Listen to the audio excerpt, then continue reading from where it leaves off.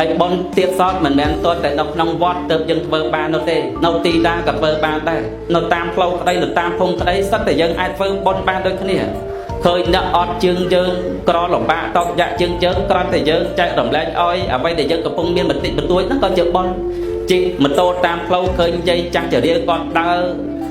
trọc cái chân tôi dân biên chân ảnh đất là sâu hao con lăng lơ mình tô đất chun con tọt on tì câu đáo nó có chợ bon bon miên on lôi nè chứ bon hay chân chui prang tầm răng từ đau đau nhặt để gặp phong thơ không hay chơi đau năng oi này nó ở nia đau phong trâu với nhà nó có chợ bon tam bất tâu dưỡng sống con ta bón to on lôi bất tế men nè tàu vót ấy chuyện đó khơi sầm ram ấy nọc nông tì clear đang bị mình ăn mình lõ dân bầm mô do bọc cho bầm mô đốt cho anh nó có chợ bon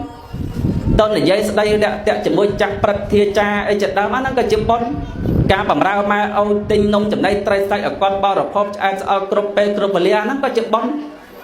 bon nị dây biển sầm đây slam slide chấm môi mà âu đôi biển sầm đây pop hạ phiên này cứ sầm đây ca mẹ thâu phiên đây sầm đây tật bom phải ăn là hang tàu can biệt đa bẹt đa nó có chữ bón miền ở lôi nè chứ mà tháp bón bởi dân vô làm đen té với nghi không ca thờ đó bên ta đời dân mình chốt dân tháp bón tôi ta ở lôi cháo tôi ta miền bị thi cách bạc đi bạc đúng từ chữ bón ở trên nhận nhôm đó không bị thi cách bạc này tôi phải để chân bón đây bên ta cột giang tận rôm cái đây cà phê bị thi bạc đi bạc đâu cái đây là năng căng tay chứ bị thi cách phần nó bên ở đường bón bị thật là lớn chất trên tận nào là bao giờ năng ai đây tôi chữ đường niềng thôn là tia sấy nhiệt dụng club đạp ơi niềng thôn là tia sấy đấng cứ chia sấy đã bầm ra kê các khát đó ông bịa bọc đai thấy vơ ca si snu là kê bầm ra kê chân tàu đòn tật đam bay po slot ở kê chân tàu sắp từ ngày muối niềng tàu đòn tật nhiệt dụng tàu đòn tật mực om đó bị cháy đòn ép đang prasaba sampot prom chấm muối đang bị thổ xăng chấm luôn pram roi bỏ om biết bầm đòn tàu can sập thôn là kriêm hay sập thôn là kriêm đấng mê sập cứ chỉ nè ở chặt la chấm muối đang bập bột đấy cái can sát snap sen thấy cái đạn lẹ khăn nâng cái đạn bắt chấm muối đạn sập thá nó đa hiện tại tôi tự tẹt tự tua vai bổng cung mới có đó là vay oi chấm po sam mà đã cô đang prom đôi bị khô on sao vét nâng trâu đôi tiền tốt và hai chỉ vật về nó còn tận đăng đầm đăng tháp và ông nâng tàu can sập thôn ở kriêm bộ mê sập đăng prap ở côn trao nom kia rút spiên cho tận ông spiên để trâu slong tàu can sập thôn ở kriêm đăng hay tu thom nọc nông tật nọc nông tờ lê đăng cứ oi song tranh màu oi đầm bay cầm oi và ông nâng ai tàu can sập nâng bàn bàn tay cá để rút spiên bẹp đăng cá để dọc tu dọc ấy nâng tranh bị nông tật bẹp đăng vì mình ai tàu đang step đầm nào rồi bóc prasama sampot bàn tế đầm nào rồi bóc prasama sampot đất tàu can than teo vào lốp ban tàu can than prom ban tàu can than teo vào đa tâm môi tròn ban rồi hốt và ông ai rọc flow tàu can pras nập piên ban tiết hai ấy ban trâm té can sọc thôn được riêng và ông mình ai tàu bán cứ đo pe và lía và ông chừng môi năng bị hộ xong tập pram rồi ông hot bị lơ tất năng tàu đo can sọc thôn được riêng hỏi có tàu sầm rạ nâu ti tuôn muối để miên đam chớ đo từ chân từ cháy sầm rạ đầu ti đằng niềng thôn là tia sấy can om tầm răng mà đong tất sắp tận nghiệp khơi chấm pua prasama sampot có đôi chiếc bị cộ xong tầng lái miên ẩn tri ngọc rõ lẽ cái nạ sọc cốt sọc cung cua chỉ ti chặt la niềng cơ sọc đây chặt la lang trong bề nằng để sọc đây chặt la rồi bao niềng ở toàn khang tề niềng cật đau khô tàu cán ti cả lại nhọn đông tất đong tất ban mực om hỏi cật đau tờ lóp mọc bình đau tờ lóp mọc bình prasama sampot của ông bành tranh ở ca rắc hạ bay đôi chỉ trâu ca tất rồi bao niềng niềng cực thả ở đó về nên dừng chuột chỉ mới đăng prasama đã cô đăng cần đôi chỉ sao vẽ đó từ chắc trong hơi bà anh mình bẩm pin tiên về đi tập về na anh làm ban bẩm pin tấu anh mình dốt tất mực om đăng tờ oi mê sọc chất ở đây là thấy chất ca lại gần đây vô tàu prao prate tất mực om đi mà anh đăng bậc kênh chụp pua prasama sampot có đôi chỉ sao vẽ đó bảo ông hơi niềng cực thả vậy bật tha mê sọc đã lẹ khăn đã map tha đã tập tẹt tập tua chụp pua prasama sampot đăng praha chỉ vật cả đôi phần té đói ẩm nát sực đây chặt la rồi bao niềng khang niềng đặt chỉ vật rồi bao niềng trôi tập nông tật om đăng cực thả bậc kế sầm lấp cho admin tập banh ha phật thầy ấy thế sắp để dọc tật đăng do tập bậc kế chụp pua prasama sampot nhiệt nhau và ông dọc tật đăng do tập chan hơi do tập liêng bỏ liêng bỏ phe liêng đáy hãy có hỏi tập cán bị khổ sang đợt đây ទឹកមួយក្អមនឹងប្រើបានចំនួន500អង្គហើយអត់មានស្រក់ទេនៅតែពេញក្អមដដែលនៅពេលដែលភិក្ខុសង្ឃចំនួន500ព្រះអង្គនឹងប្រើប្រាស់គ្រប់អង្គហើយក៏ហុចឲ្យនាងធនទាសីនឹងវិញប៉ុន្តែដោយអានុភាពនៃពុទ្ធានុភាពរបស់ព្រះសម្មាសម្ពុទ្ធទឹកមួយក្អមនឹងនៅពេញព្រៀបដដែលអត់មានស្រក់អីបន្តិចទៀតទេបណ្ដាលធ្វើឲ្យចិត្តរបស់នាងធនទាសីនឹងកើតអាសក្តិច្រាស់ថ្លាកាន់តែខ្លាំងឡើងសោមនៈបៃតិនឹងព្រឺព្រួយហ្មងទៀតព្រោះសក្តិច្រាស់ថ្លាវាលក្ខណៈកើតបន្ថែមបន្តិចម្ដងយកទៅធ្វើឲ្យយើងនឹងព្រឺព្រួយលែងគិតទៅដល់រឿងសក្តិស្លាប់ក៏កាន់កដៀតក្អមនោះទៅកាន់ចូលនៅក្នុងភូមិវិញហើយពេលនោះ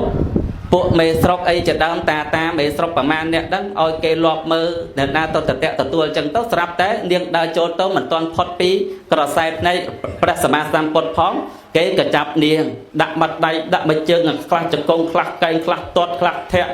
នៅពេលស្លាប់ស្ដុកហើយយកខ្សែនឹងយកទៅចំជើងនាងហើយអុកបញ្ច្រាស់នាងហ្មងចឹងអុកកាត់ដីកាត់វាលកាត់ខ្សាច់ហ្នឹងបងអ្នកដែលកាន់ខ្សែ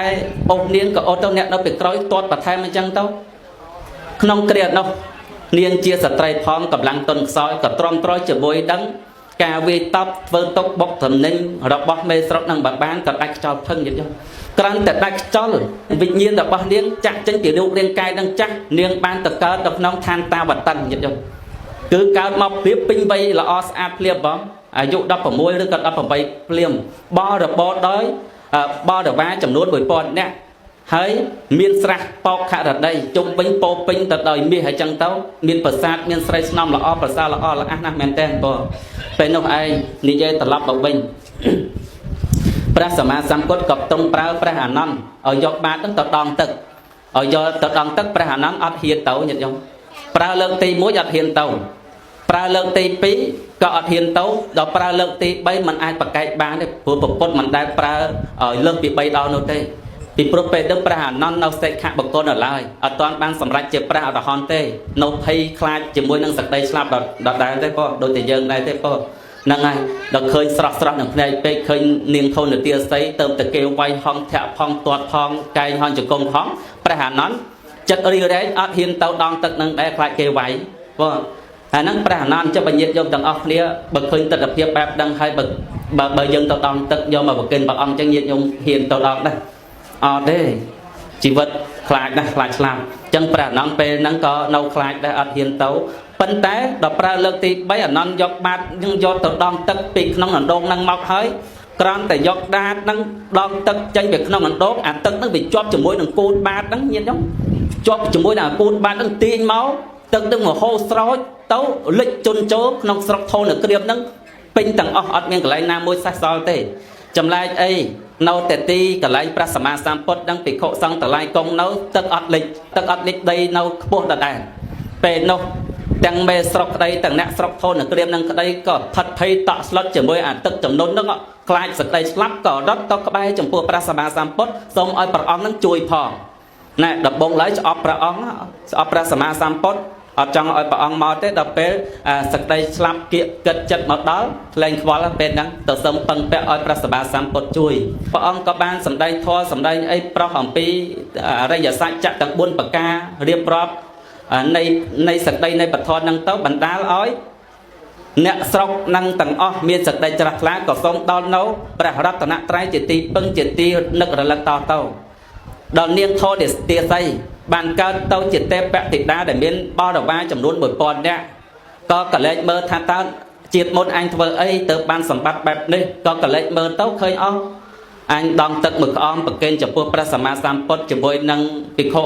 អង្គសាវកចំនួន500ព្រះអង្គទៅអញបានសម្បត្តិបែបនេះក៏នាំគ្នាបបលបរិវារចំនួន500ព្រះអង្គហ្នឹងចុះមកដើម្បីថ្វាយបង្គំចំពោះព្រះសម្មាសម្ពុទ្ធបើនៅពេលដែលចុះមកញាតិញោមគឺចុះមកទាំងប្រាសាទចុះមកទាំងស្រះមកទាំងសម្បត្តិទៅបរិវារតាម1000នាក់មកទាំងអស់មកទាំងព្រមហើយព្រះសម្មាសម្ពុទ្ធក៏សួរថាមនាលនាងតើនាងមកពីទីណាហើយនាងធ្វើបុណ្យអីទៅបានសម្បត្តិបែបហ្នឹងព្រះសម្មាសម្ពុទ្ធព្រះអង្គជ្រាបហើយប៉ុន្តែក្រឹតទៅសួរឲ្យមានរឿងដើម្បីសម្ដែងតបន្តអញ្ចឹងទៅនាងក៏បានឆ្លើយក្រាបទូលចំពោះព្រះសម្មាសម្ពុទ្ធថាបបិទ្ធព្រះអង្គដ៏ចម្រើន ការពិจิตមុនខ្ញុំជាស្រីបំរើគេឈ្មោះធនអ្នកទាស័យការពិព្រឹកមិញហ្នឹងខ្ញុំបានដងទឹកយកទៅថ្វាយចំពោះព្រះអង្គជាមួយនឹងភិក្ខុសង្ឃអង្គសាវកហើយពួកមេស្រុកនេះតានេះមួយតានេះមួយចង្អុលចំមុខវាយខ្ញុំព្រះអង្គបណ្ដាខ្ញុំព្រះអង្គស្លាប់ទៅបានកើតទៅជាសម្បត្តិទេពធីតានៅក្នុងឋានតាបតឹងព្រះអង្គព្រោះដល់ពេលច្បាស់អញ្ចឹងពេកទាំងមេស្រុកទាំងអ្នកនៅទីនឹងទាំងអស់លក្ខណៈតែឃើញភាពជាក់ស្ដែងអញ្ចឹងពេកជឿជាក់ហ្មងជឿជាក់ហើយតំណងគ្នាប្រឹងប្រែងធ្វើនៅអំពើបុណ្យកុសលហើយដាក់លក្ខខណ្ឌថាបើនរណាមិនធ្វើបុណ្យប្រឹងប្រែងសន្សំកុសលទេមិនមែនជាសមាជិកនៅក្នុងស្រុករបស់យើងទៀតនោះទេអ្នកដាក់លក្ខខណ្ឌបែបនេះវិញបើពីមុនមិនតាន់បានស្ដាប់ពធយល់ពធដាក់លក្ខខណ្ឌនរណាហ៊ានធ្វើបុណ្យជាមួយនឹងសមណៈគោដំនិងដាក់ច្បាប់សម្រាប់នៅអាយុជីវិតចឹងទៅក្នុងន័យនេះអាត្មាលើកមកត្រួសខ្លីៗដើម្បីចង់សពបញ្ជាក់ថារឿងបុណ្យកុសលញាតិញោមមើលនាងធនទាស័យនាងមានបានទៅធ្វើពិធីអីណាអស់លុយរាប់ម៉ឺនរាប់សែនណាញាតិញោមត្រឹមតែទឹកមួយក្អមយកទៅប្រគេនចំពោះព្រះសម្មាសម្ពុទ្ធនាងបដូរសម្បត្តិជាតិជាស្រីបំរើគេជាស្រីដែលខ្ញុំកិច្ចចាស់គេបំរើស៊ីស្នួលធ្វើការគេនោះបានសម្បត្តិជាទេពធីតាដែលបរិបូរទៅដល់សម្បត្តិទឹកមានបរិវាររហូតដល់ 1000 នាក់ហើយមើលតេយ្យទានរបស់នាងមានច្រើនទេអត់ទេទឹកតែមួយក្អមប៉ុណ្ណោះប៉ុន្តែដោយសារអីដែលនាងបានផលច្រើនបែបនោះដោយសារអាផ្លូវចិត្តរបស់នាងពីខាងក្នុងនេះនាងមានសក្តីជ្រះថ្លាខ្លាំងមានសក្តីជ្រះថ្លាខ្លាំងនាងរហូតដល់ដាក់ជីវិតរបស់នាងចូលទៅក្នុងទឹកក្អមហ្នឹងគិតថាបើសិនជាគេសម្លាប់ក៏សម្លាប់ទៅចោះគឺនាងតាំងចិត្តពុះបែបហ្នឹងទៅផល្លាអនិសង្ឃបុណ្យកុសលរបស់នាងបានផ្ដល់ឲ្យច្រើនយ៉ាងហ្នឹងអញ្ចឹងបញ្ជាក់ដល់ញាតិញោមទាំងអស់គ្នាវិញថាពេលខ្លះយើងក៏មានសម្ពាធថាធ្វើបុណ្យតតែមានលុយច្រើនទៅធ្វើបានថាមិនដូច្នោះទេញាតិញោមណាបុណ្យកុសលនេះវាស្ថិតនៅលើចិត្តចេតនាខាងក្នុងរបស់ផងយើងនេះតែជ្រះថ្លាហើយបុណ្យកុសលវាកើតឡើងតាមនឹងហើយ